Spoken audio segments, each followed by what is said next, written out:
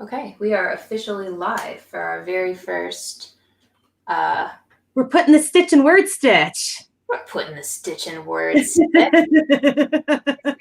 We are both sewing today. I'm Sandy. Chloe's off screen right now. Yeah, I'm maybe here. Am I here? But we're both going to be kind of off screen a little bit for this entire session. We'll do what we can.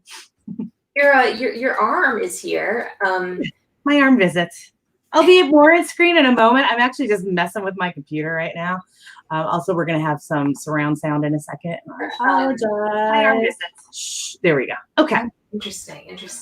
So this is the first time we've done sewing, like, as a WordStitch thing. I did some sewing tutorials, like, way early on. Yes. I don't know if anybody has ever watched those. I feel like I did one too, but I can't for the life of me remember what it even was. So if you're here and you're writing, you should let us know. And if you're here and you're sewing, you should let us know.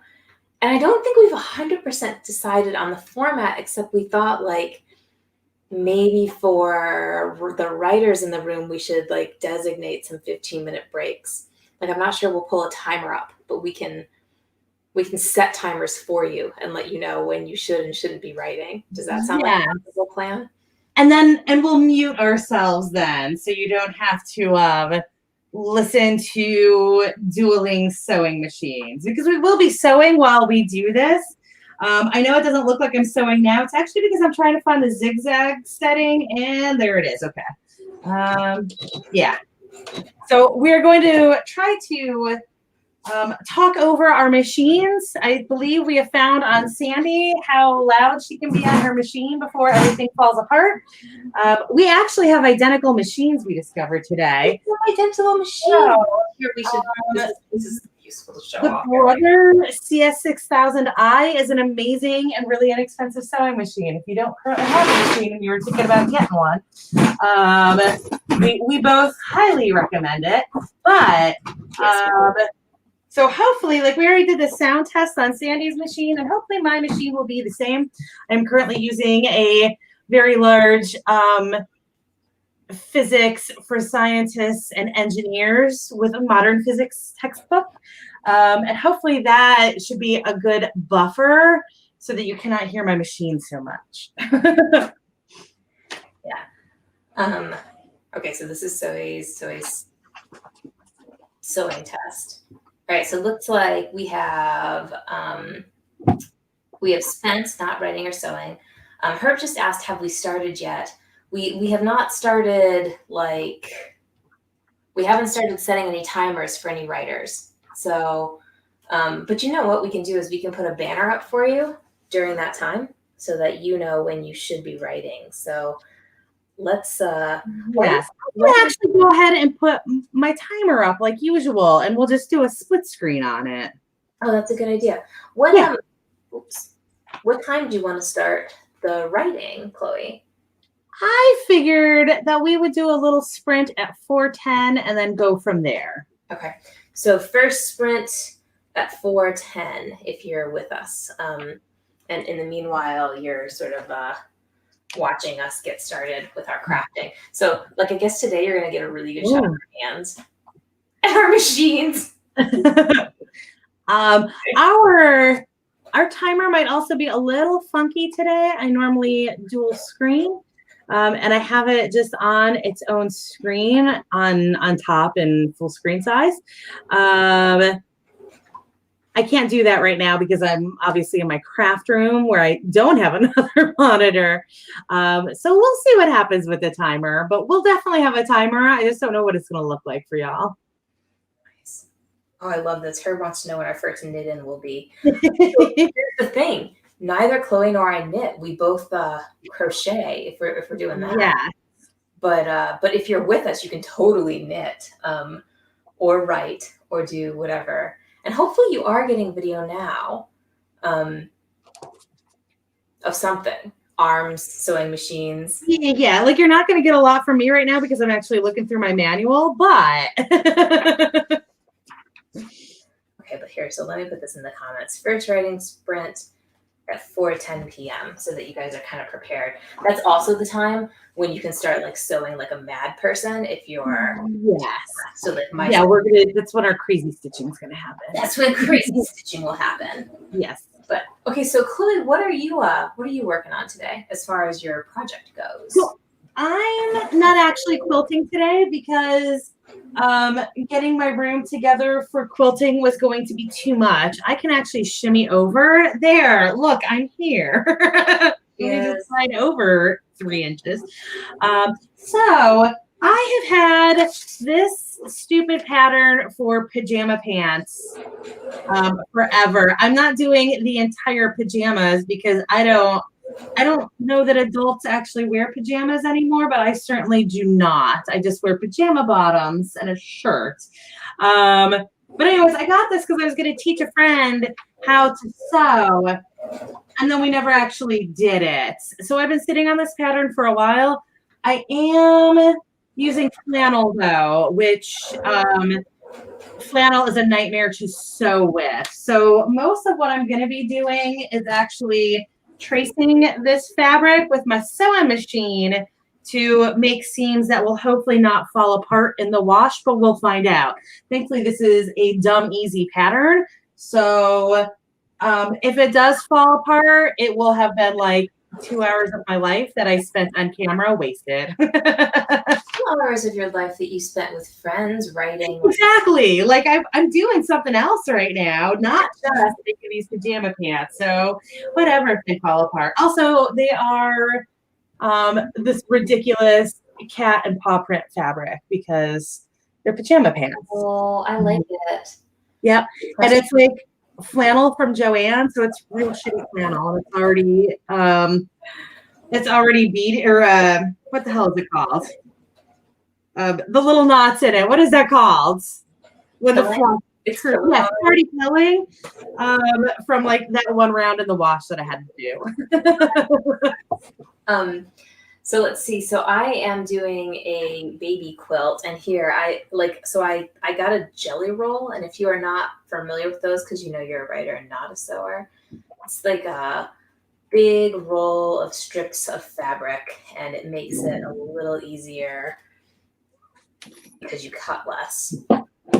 So this is actually a couple jelly rolls put together, but this is what a jelly roll looks like. Okay. Obviously, when they sell it, it looks a lot neater than this. I have bad lighting in here, but so it's just like a bunch of different strips of fabric that should somehow coordinate with each other. This is a couple that I've already put together for a project and then rolled up to be put together later. But yeah, so it's just this roll of 3-inch, 3-inch white fabric. That are already coordinated to make it easier to do projects. I feel like mine might be 2.5 inches.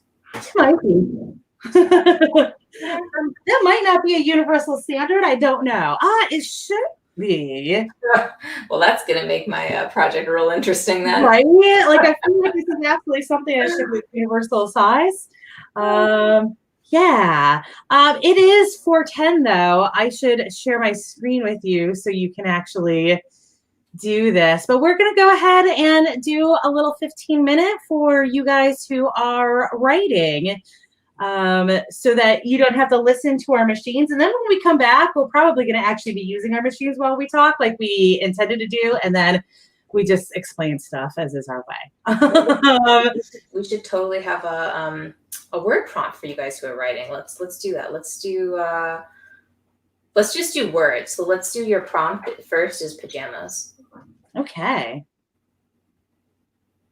Okay. All right, well, there we go. Perfect. All right, so we will be back for more sewing and possibly writing talk when we get back in 15 minutes.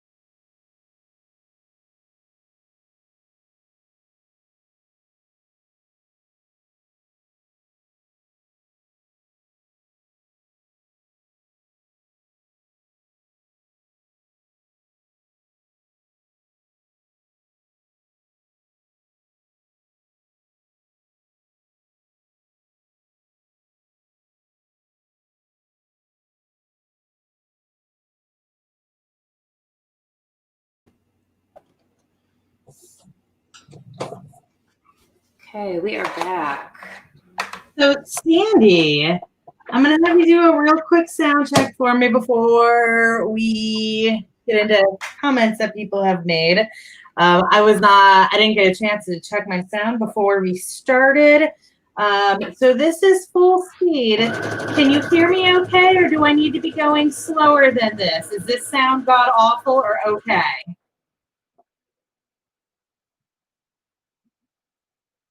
Was that a no? Did Sandy drop? Oh no. So hopefully I am not muted, but it looks like Sandy dropped. If you joined us in the middle of that sprint, this is our stitch in. I am there. I am better on camera now, just looking real lurky. So if you were not at our last show, you probably have no idea what's going on. We're sewing today. We're going to be doing sprints like we just did. So for you writers out there, you can, we're going to be doing sprints. I'm going to say we're probably going to do every 15 minutes for 15 minutes. But Sandy and I are sewing. She is quilting and I am making a pair of pajama pants because that was what I had in me today to do. So welcome everybody who came during that sprint. But yes, so we are going to be sewing while we talk. Sandy is back. Sandy, how did that sound on your end, or did you not hear it? Totally fine, right until I like crashed. But I think okay, not you, so it seemed okay. Yeah. But yeah, so it looks like the pronoun I got some writing done. And I saw way up there. Oh gosh, I was reading stuff and then I was sewing and I forgot everything. Oh, Jody Wright says that she is working on an adult small town romance. That is a good market to get into. People love that. And CB is prepping for Nano already, but not today. Today, CB is doing some drawings. Although they are lousy at drawing, I am the same. That has never been my strength. Like I can sketch something out if I'm painting. I'm a good painter. But like I can't do any actual like artistic drawing. I can't either. And I can only paint if like I have, you know, a video instruction directly in front of me. So, nice. Yeah. I love it. I wish I could. You know?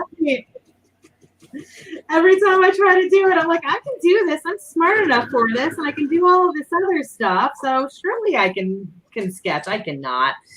Herb wrote about clothing choices, which I appreciate when we're sewing.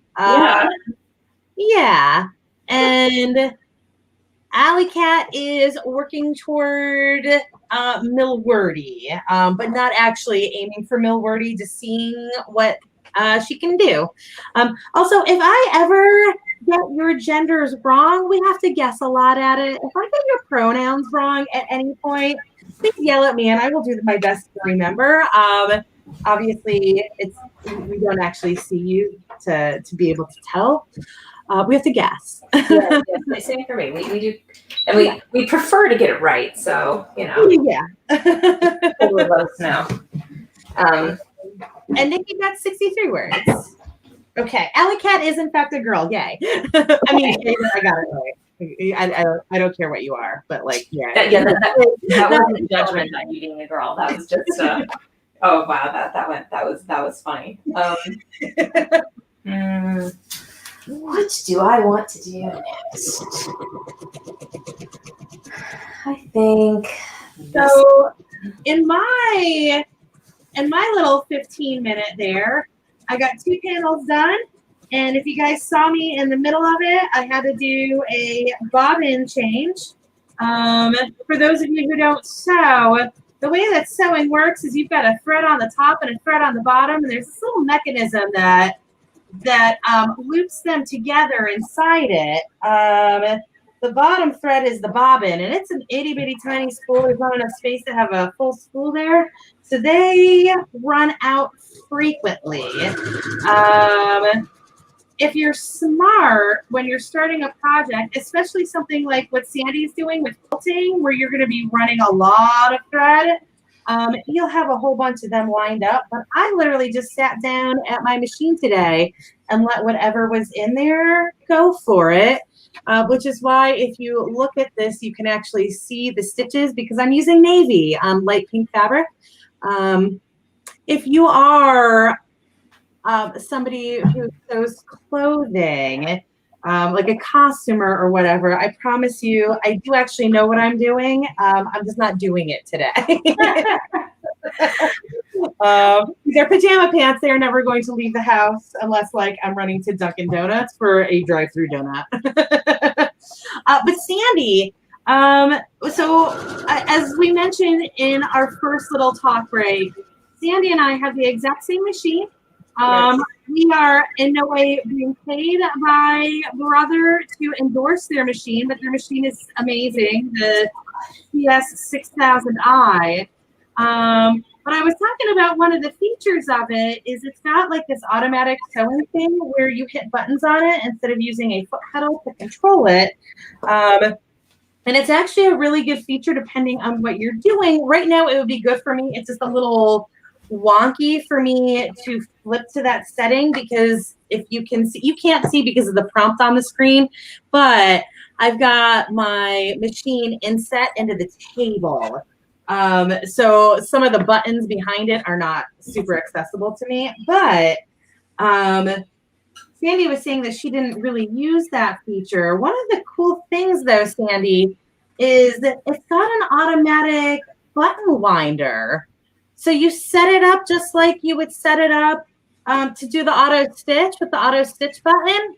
Yeah. You can literally just walk away while it's winding bobbins for you. It does not. Yeah. Seriously? Yeah, if I remember correctly, it shuts it off for you and everything. I just have never done it.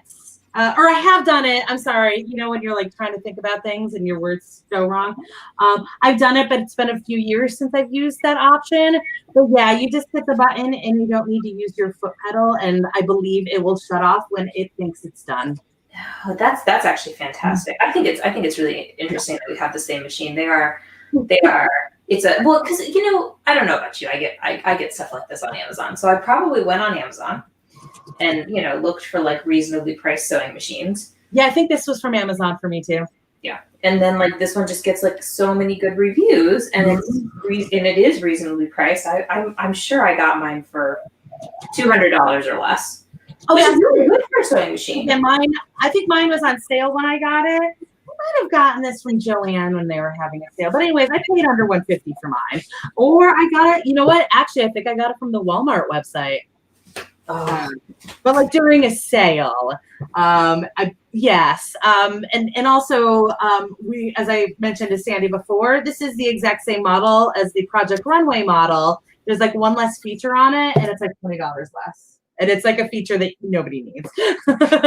Oh, Sandy has gone again. So CB has mentioned that she has a Genome sewing machine. I haven't used any of their actual machines, but they are the same company as New Home. One bought the other out. I don't know if they still use both brands or not, but I did have a New Home. That was the machine that I had before this, but my New Home was from 1974, I believe. It was definitely older than me by multiple years. That machine was great. And you know, those old machines, just like anything else, those old machines last forever. But I did have to know how to rebuild it, just like a diesel engine. You have to rebuild it occasionally for it to keep going. And of course, the machine from 1974 just isn't going to have all of the features that a modern machine has. And especially for quilters, those options, those features are nice. Yeah, so I still have that old Genome or the old New Home. A friend of mine technically has it now, but he knows that it's on like borrow, and if I ever ask for it back, he has to give it to me back. Give it back to me. But I've taken a couple quilting classes, and that's the one that goes to my quilting classes. So it's absolutely like I respect the hell out of that machine. I just needed something a little better for daily use. So I don't know what my old machine was. It was something too complex for me that eventually broke. And I think for me, like my grandmother sews and my mother sews, and I always wanted to be able to sew, and I never had the patience for it. And I think what I like about something like the Brother machine is it's simple enough for somebody who doesn't want tons of bells and whistles or doesn't want to have to rebuild their machine. But gosh, like the level of quality you can get if you want it in a sewing machine, I feel like there's just like a huge diversity of machines out there if you're really willing to learn the machine. Right. Which I never am. Chloe, when should we get back to our writing? I feel like maybe we should start again at 4:40. Yeah, I support that. I meant to like actually set up a schedule when we were done, and then I forgot. We started the first one we started at 4:10, so it ended at 4:25. Oh yeah, so that's perfect. I figured every 15 minutes we'd flip. Okay, so we will flip in a couple of minutes here. And of course, like if you're not with us sewing, and we hope that you're getting a lot of good writing done. Oh, here, so Spence says she inherited her grandma's singer. See, this is what I think is fascinating about like old machines, right? That the old ones can be amazing and they last forever, but you got to know how to use them. Whereas I had a friend in college who had one of those super old, like it was one of the original electric Singer sewing machines. Oh wow! When it was the ones that are actually folded into the table, so like the way that it works is you actually like reach into the table and you pull the machine out, like it's mounted underneath the table and flips out of the table, and then you just close the flap back to sew there. And that thing was great, but she had never sewn before. She had just inherited the thing. And so like, and I mean, I've always used modern machines. Before that one that I have from 1974, the one I had before that was from 1994. That was my first machine. My mother doesn't know how to use a sewing machine, so when I wanted a machine, she just had to buy it for me. And she was like, I don't even know how you know how to sew. And I was like, home ec. I don't understand how you would have been in home ec class in the 60s and learn it. Fun fact, in the 60s, meth was prescribed as a weight loss pill. They were called Black Beauties, and my mother was on them in high school. So she just wanted to get to gym class at home ec, and she never actually learned anything in home ec. But so because of that, to make a short story long, neither of us actually knew how to thread the damn Singer machine because it was probably like, 60 years old. And of course, in 2001, we didn't really have the internet to tell us. It was a lot of nightmarish trial and error, but that thing was such a beast that like never once did I have to rebuild it. Like I have to rebuild modern machines sometimes. Like it just took everything we did to it. Like that thread is literally backwards, but keep doing you. Oh my gosh, that's funny. Hey, by the way, we totally have a topic for next time. Herb recently read an Amish romance anthology. Yeah, I want to know all about that because none of you know this, but Sandy knows this. One of my secret obsessions is going into Walmart and reading the blurbs on Amish romances because they crack me up. But I've never actually read one. So we need to hear all the things. But good job with the words. And let's get back to the time thing. Yeah. Was I actually muted last time? I kept getting weird notifications that I was like being muted. Was I muted last time? I thought you were muted last time. Okay, that's fine. It was just really weird. It would pop up on my screen like every 30 seconds, and I've never seen that before. Okay, never mind. Anyways, we're gonna mute ourselves for the next 15 minutes. So those of you who are writing don't have to listen to us and our machines. You can actually get some writing done. So we will see you guys at, if I can math that, it is going to be 5 of the hour.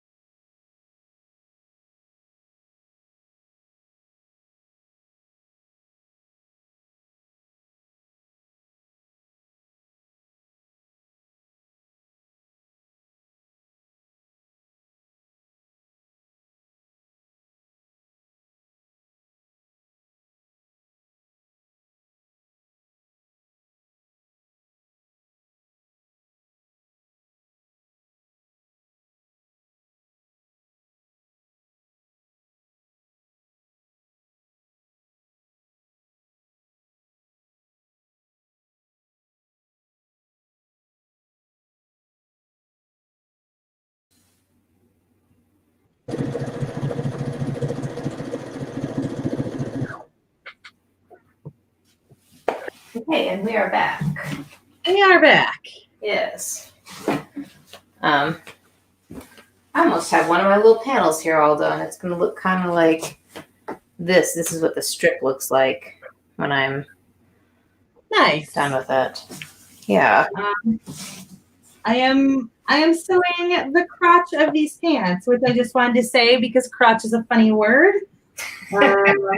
Also, before we started our show today, when we were getting set up, I was cutting my fabric and I made a comment to Sandy about how this pattern seemed like it had an awful lot of fabric from the crotch up. And now that I am sewing it, I stand by that statement, and I feel like I could tailor this into the ugliest halter romper there ever was. Yeah. Let's see what happens. I could just be so fat that this is how much crotch I need in my fabric, but we'll find out. I mean, you said you were like 2 inches short, right? So this could be potentially the difference. No, that wasn't where I was 2 inches short. It was the other, so I had to fold the fabric the other way, and then line the two pieces up next to each other. So that was where I wasn't wide enough. But if I had gotten a couple more inches of fabric, I would have had more give room in how they lined up. So that couple of inches probably would have given me the quarter inch that I needed in the width. Yeah. That is my dog going crazy out there. You would think that my husband, who's also around, would worry about this. No. But, yeah. The pronoun I got 106 words written, and he is attempting to crochet the arc reactor. I totally support that. We just had a great cosplay loss in Atlanta this past weekend, and so we are already plotting cosplays for next year, and I love crocheting random crap for it to make it look like cosplay as opposed to an actual set piece. So yeah, I support that. And Allie got some lunch and is counting words right now. Wait, it should have been this weekend? They did do a virtual thing, but because I couldn't actually go, I didn't take off work, which I regret now because I hate my job, but that's okay. But so there was a lot of streaming stuff going on this weekend, but I did not watch any of it. Yeah.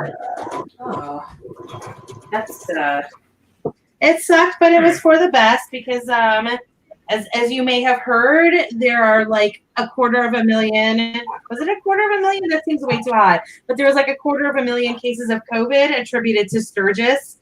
So I guess it was for the best that we did not all gather in 5 hotels in Atlanta this weekend. Yes, that is probably true. I don't know. We're being so careful. I've just I haven't gone to the grocery store. I did drop the dog off at the groomer 4 weeks ago. Don't they come up to your car now though? Or do they not do that there? I know a lot of vets do that. Yeah, some do. Our vet does. Our groomer, I think it's just one woman in the store, so she's. Oh, gotcha.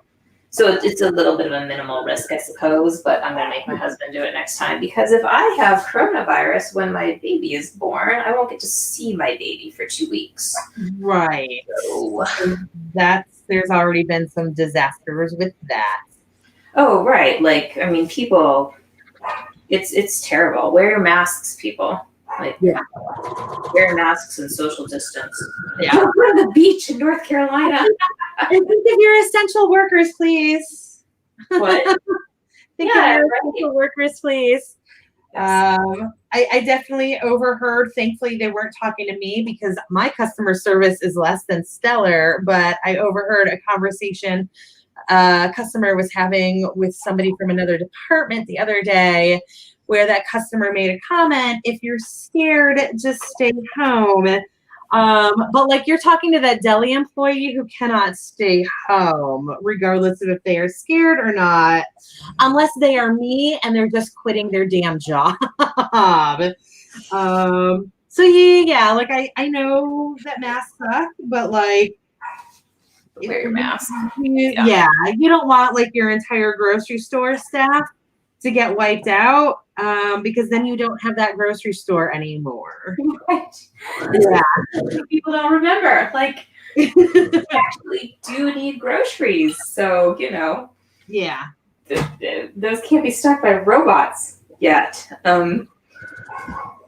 Maybe ever. So, Yeah. Okay, can we talk about Amish romance for a few minutes? And let's start with a disclaimer and say, if you love Amish romance or you are Amish, more power to you. If you're Amish, I want you to be the one writing Amish romance, because I feel I could be wrong. And if you are a writer of Amish romance, please correct me. I feel like the writers of Amish romance are not Amish and are in fact really bored housewives. Because the stuff that happens, like at least according to the blurbs, feels like it should never actually happen in an Amish home. Like, yeah, my favorite, the best thing I've ever seen in the blurb on an Amish romance was a description of the MMC, the male main character, who was Amish, but he was described as coming from the wrong side of the tracks, the wrong side of the Amish tracks. and I'm sure that this is absolutely from you mentioning it, her, because is a favorite topic of ours, but I'm always the one who brings it up. It's just like, it's such a weird thing to me, it is such a weird thing to fetishize. And of course, I don't mean fetishize in the fully like sexual fetish sense, but in the, I guess, romanticizing sense of it. Yeah. Yeah. It's an odd. But I think there's a market, like I feel like this is something, we kind of underestimate, right? Like wherever you are in the world, whatever kind of romance you want, somebody else wants it too. Dude, Walmart carries all of 20 books at a time, and 3 of them are Amish romance. If Walmart is carrying it, it is selling. So lots of Amish romance. Well, I guess if that is the reason you are writing Amish romance, because it sells, I support that as well. If it's not that you are fetishizing the Amish, but that you are, in fact, just trying to make a living and you found this niche market that does really, really well, I get it. I think I support it with research. Like, yeah. Please understand Amish culture before you go and write. Yes.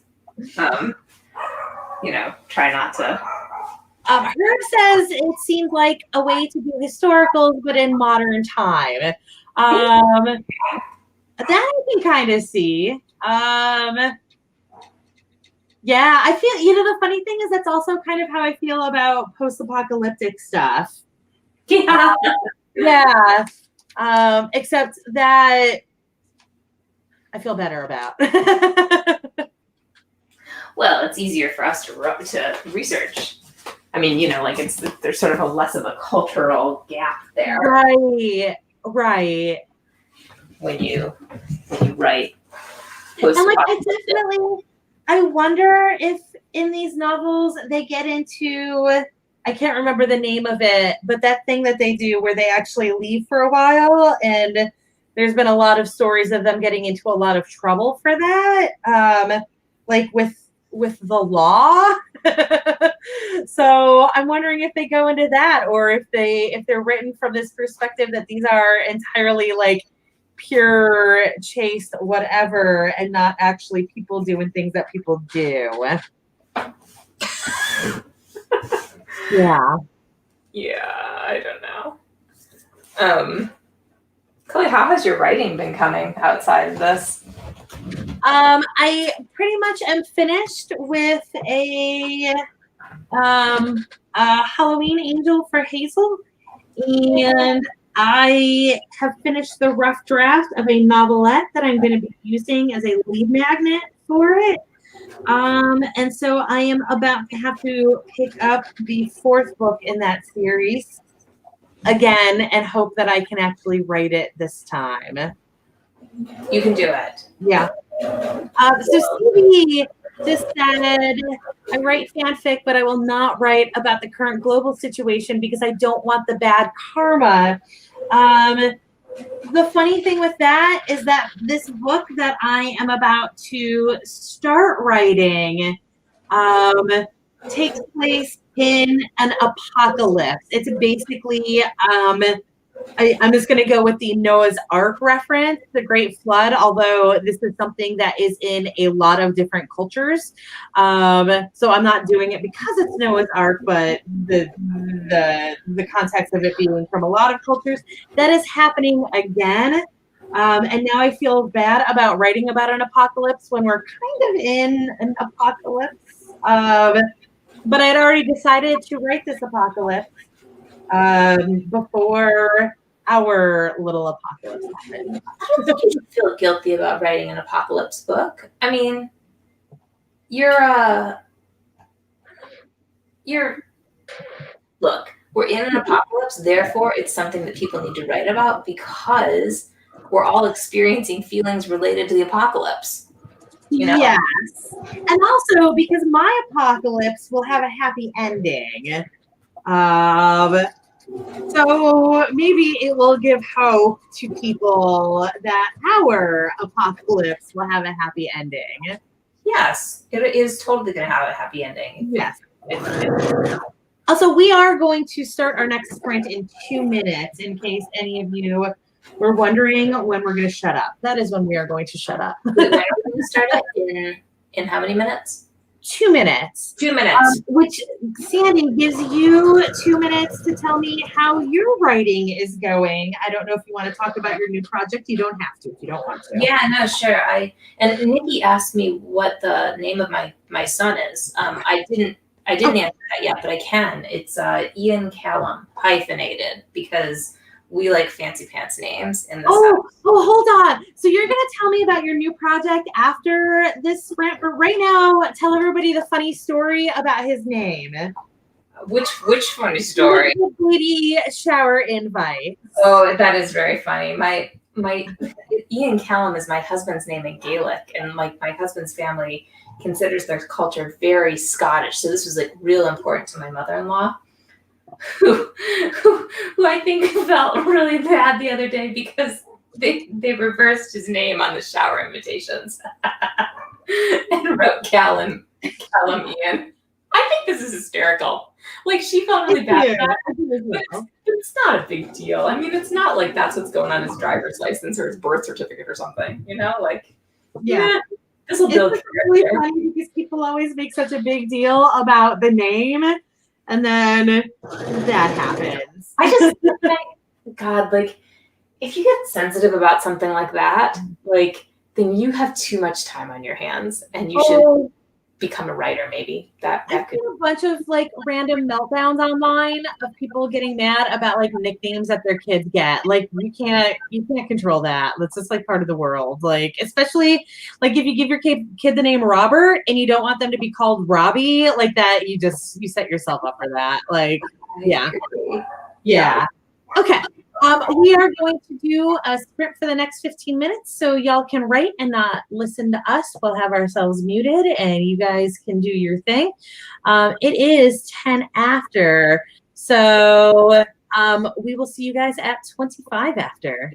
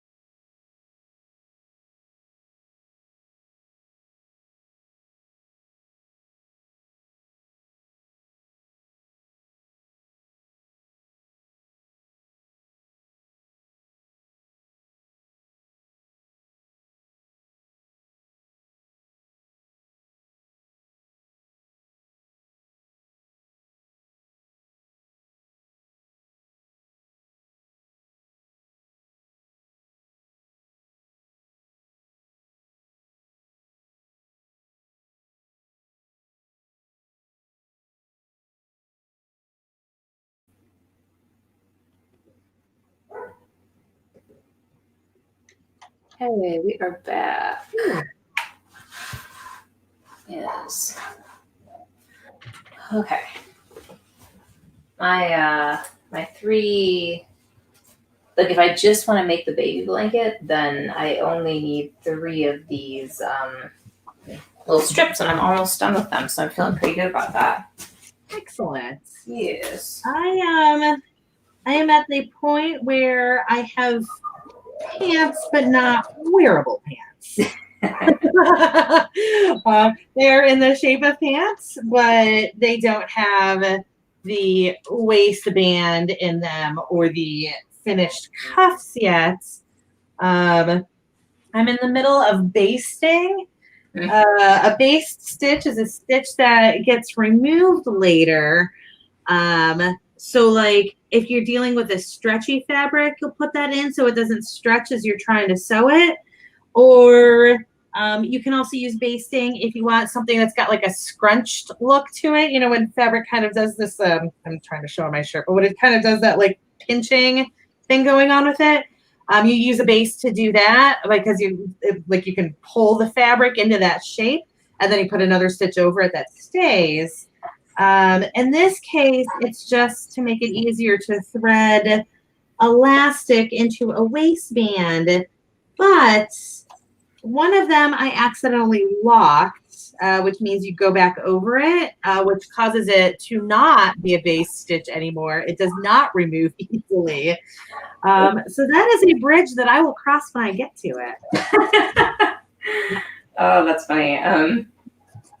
I think sewing is such a good like side hobby for a writer because like, you know, on the one hand, you have to have so much patience in some ways to like see a whole project come together through all these different stages. And then on the other hand, it's like so much faster than writing a book. So you get the gratification a little earlier. And I think that is good. And my dog. Yeah, it's less. We just wait until we have a baby that we need to have a nap, right? Jeez.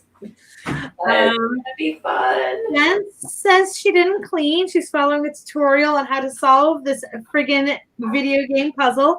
I no longer have time to play video games. I mean, I guess I could like make the time to do it, but like I no longer make the time to play video games. But I remember many times in my younger days pulling up those tutorials. I get it. I feel like I never ever would have completed any of the Gods of War. I don't know how you pluralize it. Like I know Gods of War would be the correct pluralization if you're actually talking about multiple Gods of War, like multiple Ares. I don't know when it's a video game though. Anyway, I would never have beaten any of those games if I hadn't used video game tutorials. I always forget that you're kind of like a gamer, or that you. I was addicted to World of Warcraft for 5 years. Whoa! Yeah, you didn't know. I was in the second highest ranked rating guild. I was the guild master. The second highest ranked rating guild on my server for 3 flippin' years. I was not allowed to actually run the raids though, because everybody in my guild said that my voice was too soothing. Because I am a woman and therefore have a woman's voice. But I did run that guild. The pronoun I wrote 82 words. And had to fact check their document to make sure that their character was in fact a twin. I understand that. I've done that many times. Grape fry. So far, we haven't been doing a whole lot of quilting tips because I'm sewing, and so I keep getting, or I'm garment sewing, so I keep giving Dom garment sewing tips.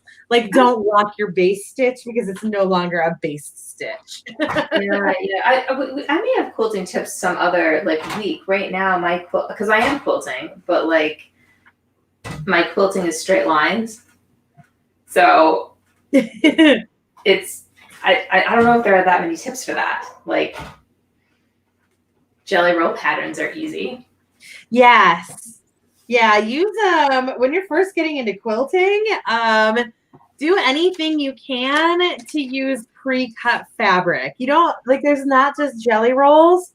There's also charm packs, which are squares. And then what's the other one? Oh, well, I mean, there's also fat quarters, but usually you still have to cut fat quarters because they're very large fabric. Yeah. Although there are some hacks with fat quarters. Charm packs, but I mean that's intense compared to a jelly roll quilt. Charm packs, yeah. I mean, charm packs, you're just dealing with a bunch of squares. Right. So you're only going to get anything as interesting as how you lay the squares out. So my tip then with that is make sure you pin it so that you get your corners, because if you don't have corners, you have an ugly quilt. Okay, I'll give you a tip for this then. Quilters range in levels of like neuroses. If you are not naturally kind of a neurotic person, then like you need to find a group of quilters who's also not neurotic.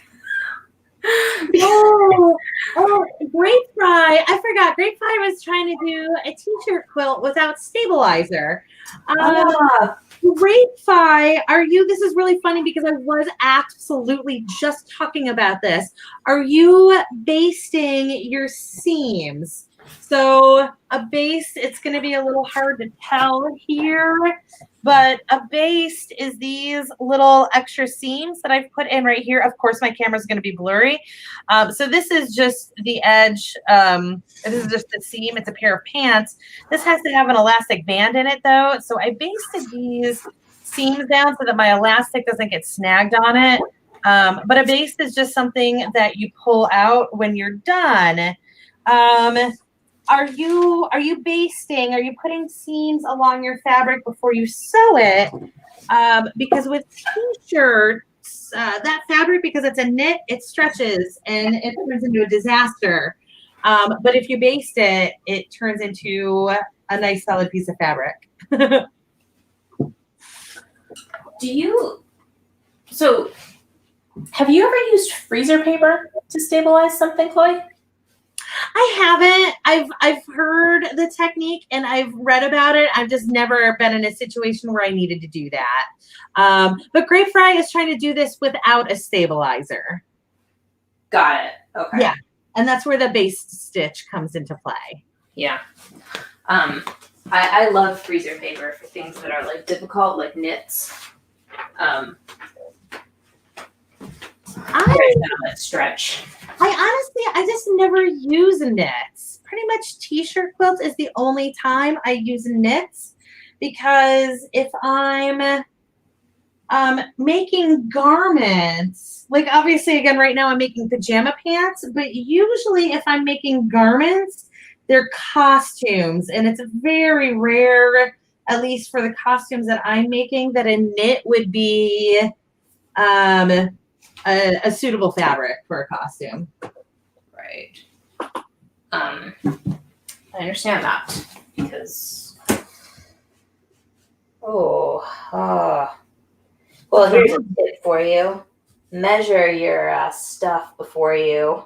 That is an extremely good tip. Always measure. Measure twice, cut once isn't just for wood. Yeah. This is, I think, a very interesting thing about all sort of like jelly roll type quilting. Yeah, so you're supposed to be doing this with like 1/4 inch seams, right? But of course, inevitably, like some are going to be a little bigger and some are going to be a little small when you're cutting these like really super long strips. So now I have, like, this is supposed to be 12.5 inches wide. This thing, it's like 11.5. That's an entire inch off. So This makes me think things like, gosh, is a normal jelly roll 3 inches in terms of fabric width? And I think it is.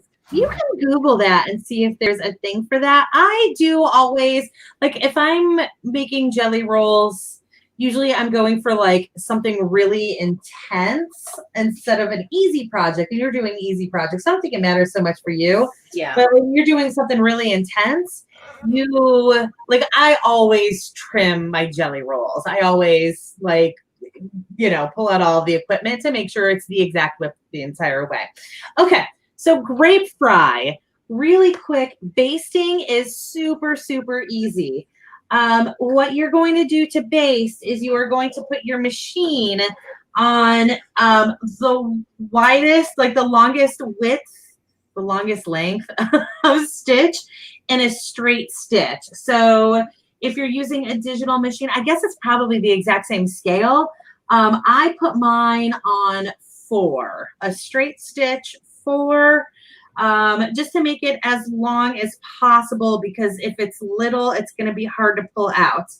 And then all you're going to do is just stitch around the edge of the fabric. It should be basically where your stitches are when you are actually sewing the squares together. I would aim for it to be slightly outside of that, but like if they intersect at all, don't worry about it. It's more important that it's laying on the fabric itself and not falling off than it's getting in the way of the stitch. So again, I'm going to pull this up, and you see that like I made sure, I'm sorry that it's blurry, but I made sure that this stitch was always inside the fabric and not going over the edge. It's a little close right there. But I'm being really sloppy with this. I didn't think I was going to be using it as a demo for anything. But yeah, so it's just a long stitch that you're going to put on the edge of your fabric close to where the actual stitching is going to be, so that it's most as stable as possible. And then when you're done with this, so this isn't going to look as clean. I'm going to go ahead and pull this. It's not going to look as clean with this because I'm dealing with flannel, which is a difficult fabric. But if you got a good stitch, you can actually just pull the entire thing out when you're all done with your project, and then it's gone forever. And that's all a baste is. Obviously, if it's a much longer piece than this, you'll have to cut it at points. But you shouldn't actually need a seam ripper to do it. And that's all basting is. And as I'm sorry, I'm repeating stuff that people have already heard, but Grape Fry actually needed to know this. What basting does is it keeps the fabric from stretching as you sew with it, which is the biggest problem when you're working with knits. As I mentioned, I'm basting for a different reason here. There's many reasons for basting. But that's all you got to do, and it will make everything go much better, because you won't be inadvertently stretching your fabric. And your machines also stretch fabric, just the way that the feed dogs work, which is the thing that pulls the fabric through. It doesn't balance it well. So that's basting really quickly. If that didn't make any sense to you, just ask me and I will clarify it. But that's basting. Yeah. And are we going into another sprint right now? Should we do that? I feel like maybe we should do one more, because that will give people just one more chance to write. Let's do it. Yes. So this is going to be our last little 15-minute sprint. Let me switch over to the timer. Oh, Spence just says she bastes by hand. You can also do that. And again, it's just doing a really wide straight stitch that isn't locked in any way whatsoever. It is a bit psychotic to do it, but that's okay. So we are going to mute ourselves for the next 15 minutes so y'all who are writing can get some writing done. We'll see you guys at 5F.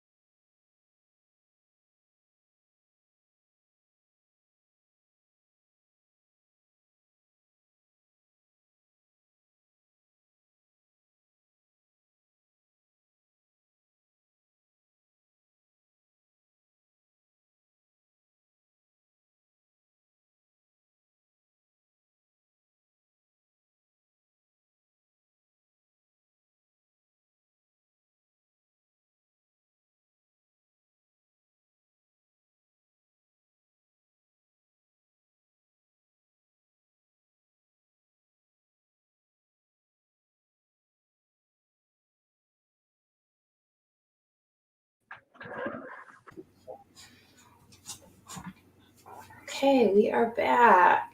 Yeah. Also, So, oh, go ahead. it must be near 6 o'clock because my dog is going crazy. What do you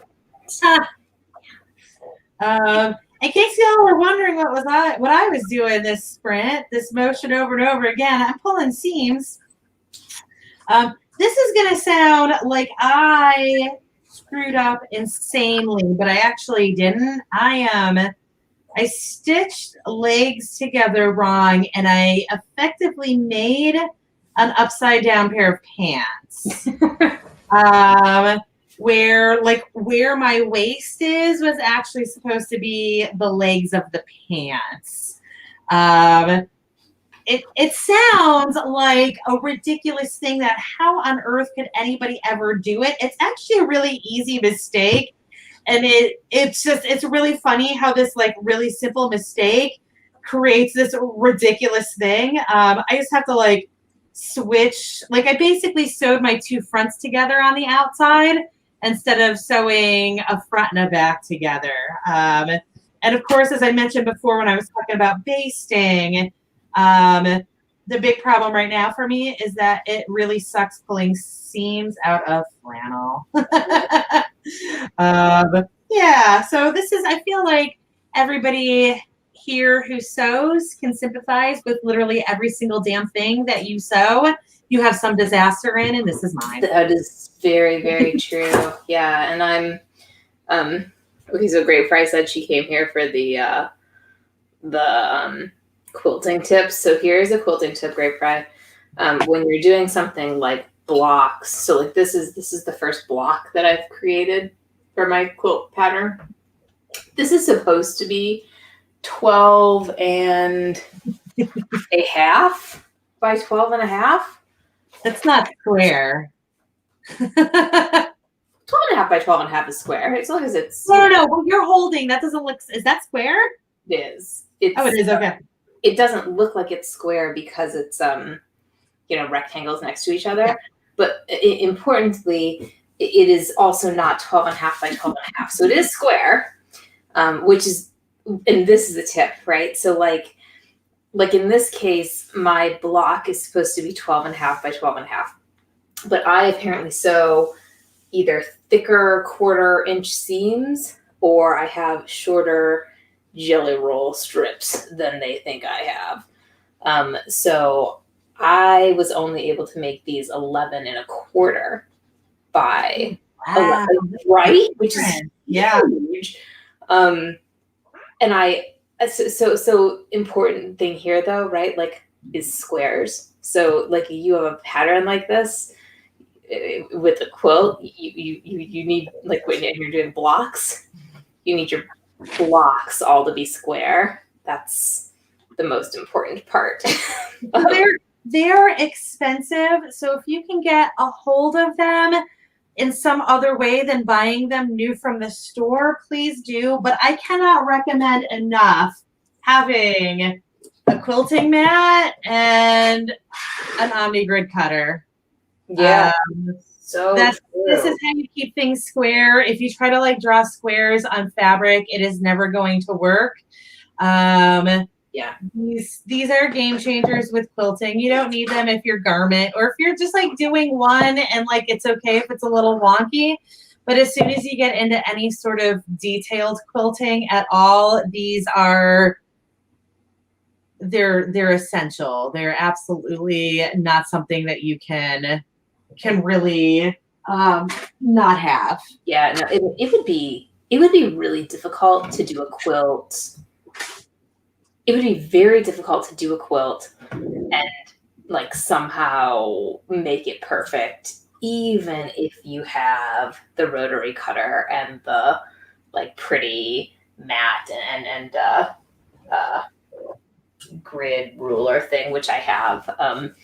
But God, like doing this with scissors, you can't quilt with scissors. No scissors.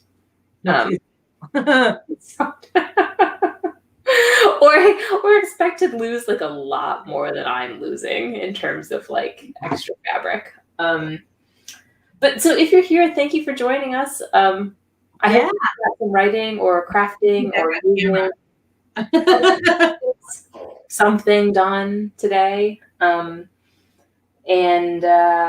we'll be back on Monday for like our regular thing. But this was a fun little break for us. Yeah. Hopefully we'll do this again sometime. This was a fun change of pace. Yes, but I guess we should let everybody go now so that they can get their day. So, yeah, I love this, the pronoun research on twins. We get this like random obscure research. No. I have a character who's having triplets right now, and triplets in 1996. Like, it was a whole flipping nightmare to research actual medical, and like the father is an OBGYN, so like it all had to be legit. Yeah, like I know those research holes. Nice. Okay, so we will see you all on Monday. Yes, have a good week, guys. Bye, everyone.